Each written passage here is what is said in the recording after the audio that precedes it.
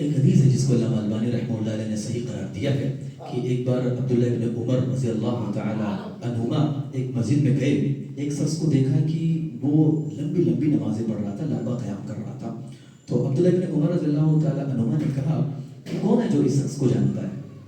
تو ایک شخص نے کہا کہ میں اس شخص کو جانتا ہوں.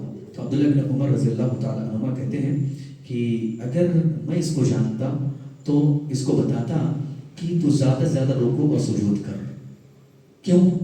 کیونکہ کہتے ہیں کیونکہ میں نے اللہ کے نبی صلی اللہ علیہ وسلم سے ایک حدیث سن رکھی ہے. وہ اللہ کے نبی کی حدیث کیا ہے؟ عبداللہ ابن عمر اس وقت بیان کرتے ہیں کہ اللہ کے نبی صلی اللہ علیہ وسلم نے فرمایا کہ جب ایک بندہ نماز کے لیے کھڑا ہوتا ہے، قیام کرتا ہے، تو اس کا جو پورا گناہ ہوتا ہے نا، ایک کٹھر کی صورت میں اس کے کندھے کے درمیان رکھ دیا جاتا ہے. ایک روایت کے اندر آتا ہے اس کے سر پر رکھ دیا جاتا ہے، اور جب وہ رکوع اور سجدہ کرتا ہے نا تو اس سے اس کا گناہ جھڑ جاتا ہے، اس کا گناہ ختم ہو جاتا ہے. تو ہماری اور آپ کی ذمہ داری ہے کہ جہاں تک ہو سکے ہم نماز میں جو قیام جو لمبا کرتے ہیں نا اس کو ذرا ہم کم کریں.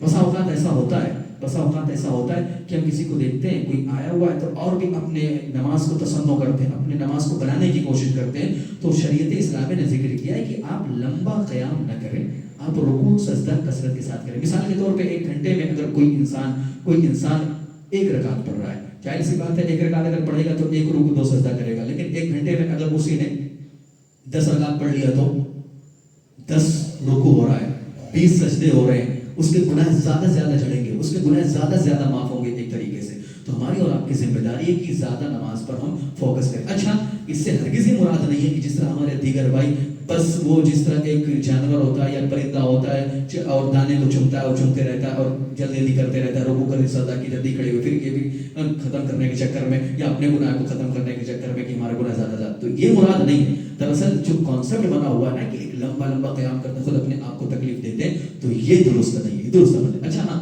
یہاں پہ ایک چیز اور بھی کہ اللہ کے نبی صلی اللہ علیہ وسلم لمبا قیام کرتے تھے.